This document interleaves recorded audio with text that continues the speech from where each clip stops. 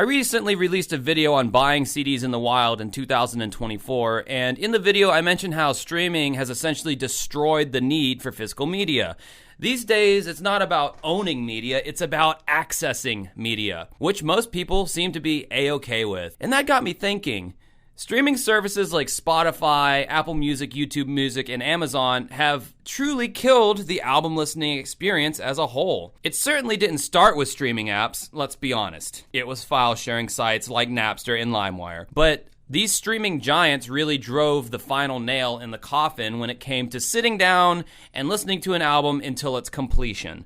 When the consumer is given an ocean of music at their fingertips, they're way less likely to sit through a 12-song album. Think about it. If you're 6 songs into an album, but at the same time have access to all the music that has ever existed, it's way too tempting to jump from said album to something completely different. We've all heard the stories of someone jacking the aux cable on a long car trip and spastically skipping around from song to song, oftentimes not even playing the entire song. This is how streaming has ruined the album listening experience. Stick around as we dive further into this tragedy. This is Dancing with Ghosts. For the unengaged and uninitiated, file sharing started in the late 90s with a file sharing site called Napster. And though the idea of downloading music for free onto your computer was novel and seductive, it still took forever to download one fucking song. So even though you were already pirating songs and bucking the physical media process, it was still way easier just to spend the $15 on a CD and get all of those songs immediately. Of course, we're talking about the late 90s where internet speeds were shit and it took a couple of hours to download just one single MP3. As internet speeds increased, however, downloading large torrents of MP3s became the norm. But even then, it was still kind of relegated to the nerds and tech geeks who understood how this technology worked.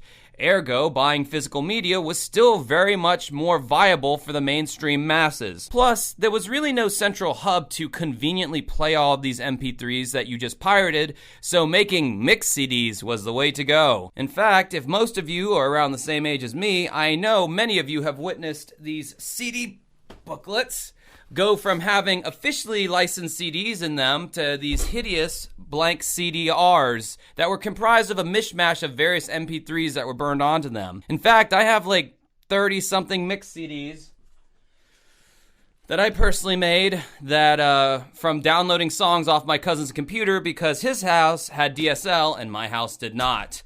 In fact, there were various lawsuits that were filed in an attempt to ban the use of CD burning technology in consumer computers altogether. But the flow of progress had already engaged, and the black market of everyday citizens making their own mix CDs without actually buying any of the music was already underway.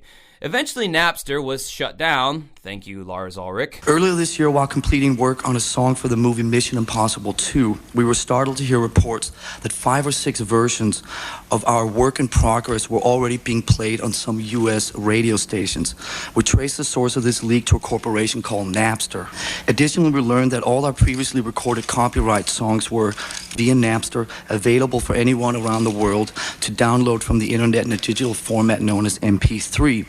In fact, in a 48-hour period where we monitored Napster, over 300,000 users made 1.4 million free downloads of Metallica's music. You know what? Actually, I do want to take a moment and say, in retrospect, Lars was right in his original grievance with file sharing. But when he started threatening to dox Napster users, that's when he turned into the world's biggest dickbag, in my opinion. Lars had attempted to root out the file sharing cancer by getting Napster shut down, but by then the disease had spread through the lymph nodes and was already attacking every part of the body media corporis. There's some Latin for you. Sites like LimeWire, Kazaa, and Morpheus had stepped in and were doing a fine job of spreading illegal pirated data from peer-to-peer. But even at this point, it was still more feasible to buy an actual CD. It was quicker, more legitimate, and safer to purchase a legally sanctioned CD from an artist you loved. And who didn't love the feelies, man, you know? Like the actual booklet, and sometimes you got stickers, and I don't know. Everyone started to pick up on the fact that these file sharing programs were pretty sketchy, to say the least. The quality was always suspect, and oftentimes what was labeled on the download was not what you actually ended up with. I've seen some fucked up shit against my will while I was downloading what I thought was a Primus music video. That's all I'm gonna say about that. No, the burial of the coffin of physical media began with iTunes and its physical counterpart. What? Where is it at? The iPod. We all had some kind of version of this, whether it be an Apple product or a third-party. MP3 players with their convenient software interfaces made the music listening experience so much more convenient. And it was convenient and novel for the time. Earlier, I compared MP3s to some metastasizing tumor that would eventually eat its way through physical media as we knew it.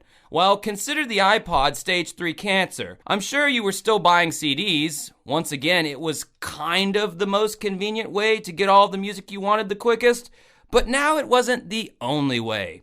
Now the record industry had no choice but to embrace the changing times and all the alternate ways people are wanting to consume music. Why bring a stack of CDs in a Walkman on a long trip when you can bring a little metallic rectangular thing that's smaller than a box of cigarettes? I knew it was around here somewhere. And it had your whole music library equipped to boot. It's hard to argue with that level of convenience. Not only that, but the big bad record industry that hated peer-to-peer sites like Napster just a few years ago have now partnered up with legitimate apps like iTunes, who will happily sell you digital versions of the songs you love at 99 cents per track. At this point, you can curate only the songs you really like and avoid those other songs that you had to slog through that you didn't really like anyway when you were listening to a traditional CD. As a young music nerd in high school, I would ask to hold other people's iPods just to see what music tastes they had and just how dedicated they were to certain artists based on how much music they had preloaded on their iPods. The trend was rather shocking. Most people had a large swath of artists on their iPods, and many of them I liked. But when I went to click on that artist to see what albums this person had by them, I was shocked to see that the only songs that interested them were the top 40 radio hits and nothing more.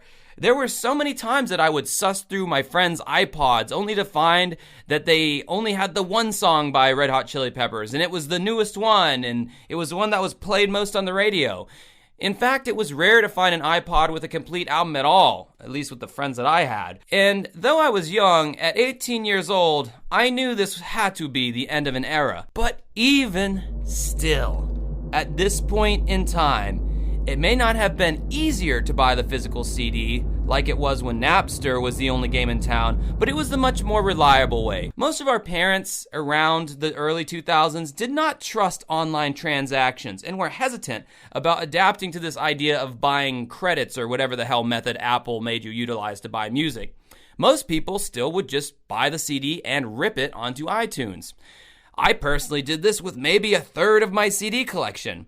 It got to a point to where I was just buying CDs, taking them out of the wrapper, and then just burning them onto my computer to later be uploaded to my iPod. I have many CDs that have never been played in a CD player. They were merely uploaded to iTunes, set it and forget it. But then in the early 2010s, streaming services flooded in and the tombstone of physical media was laid bare for all to see. Apps like Spotify completely obliterated the market for physical media. With the advent of smartphones, streaming apps such as Spotify and Apple Music took the concept of physical media and in one fell swoop essentially made it obsolete.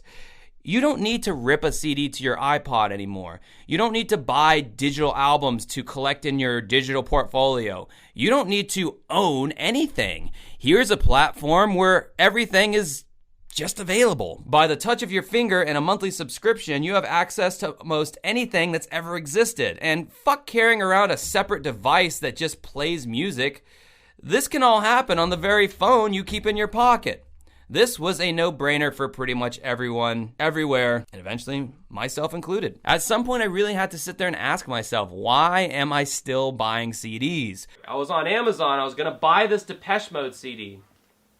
Before I did, I thought, you know, I got over 400 CDs right now. I do. I have 400 CDs in my game room. They are dust collectors. That's their job, is to collect dust. I never take the CDs out. I never take the booklets out and look at them or anything like that. They sit in that room and collect dust, and that is all they do. I have long since ripped them onto my iTunes, and I mean, iTunes has kind of been expiring in favor of Spotify. It's just so much more convenient. So I thought to myself, do I really want to take this $10 and buy this new piece of plastic that is literally just going to sit on my shelf, and that's it. And then I thought, you know what? No, I don't want another piece of plastic that's just going to sit on my shelf and collect dust. So much has changed since then. This seems so archaic and unfeasible. Sure, CDs provided a purpose when iTunes existed because I was ripping the CD onto my MP3 player. But if my phone is already equipped with an MP3 player and the convenience of Spotify, why am I spending this money on a medium that is clearly obsolete? And that, ladies and gentlemen, is when the album listening experience died. There's something to be said about being forced to listen to an album because it's the only piece of music you have with you. Forced is probably too harsh of a word. When your only choice of entertainment is a handful of albums, there is a tendency to have more of an observance or an appreciation of said album. You take more time with it because that's all you have. You can't bail on an album on a sudden whim when you're reminded of a song you'd rather be listening to. Bands made albums back in the day knowing this was the natural order of things, and their music reflected that spirit. Artists would take their time and send you on sonic explorations or expand your horizons on what an album could be when listened to as a whole. Bands would intentionally make albums assuming that the listener would sit down and listen to said album as an experience.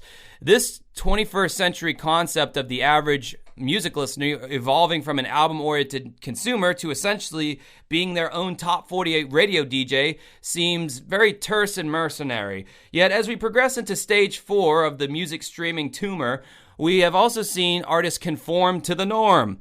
There is simply no grand rollout of an album cycle these days. Why? Because nobody really gives a fuck about an entire album of music anymore from an artist they like. But one can't simply just release singles for all eternity. It eventually seems like vital that a whole body of work is released at one point, right? Well, yes, and that does still happen, but in a completely different way that I personally hate. These days, in the 2020s, albums are typically dripped out song by song over a couple of months' time, much like how a black hole sucks you in feet first and stretches your body out over the event horizon until eventually you're completely sucked in.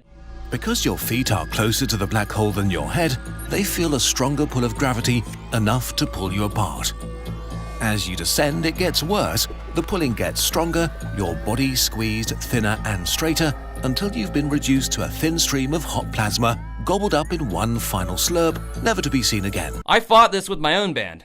I wanted to drop 1 or 2 singles, like what I grew up with, how bands did, and then release the entire album a little bit later. I was reminded by my bandmate Ari that bands just aren't doing that anymore. An artist that I like, Oliver Tree, was the first person that I actually really took notice of that was doing this format.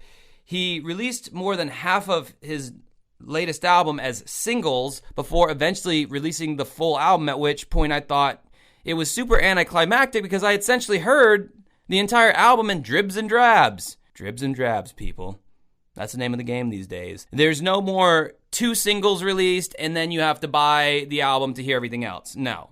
Because with people's attention spans and the copious supply of new music uploaded daily, there's just no chance to catch someone's attention for that amount of time anymore. And that's not even considering the effect that apps like TikTok have on ruining people's attention spans for anything that lasts longer than 60 seconds. Yeah, streaming ruined the album experience, all right. I feel like the 1987 Dead Kennedys record, Give Me Convenience or Give Me Death, is a proper album title to bookend this video. Convenience über alles. But your convenience has gutted so much enrichment from what was once, dare I say, a fucking magical experience. Thanks a lot, you attention deficit assholes. Have a good rest of your night.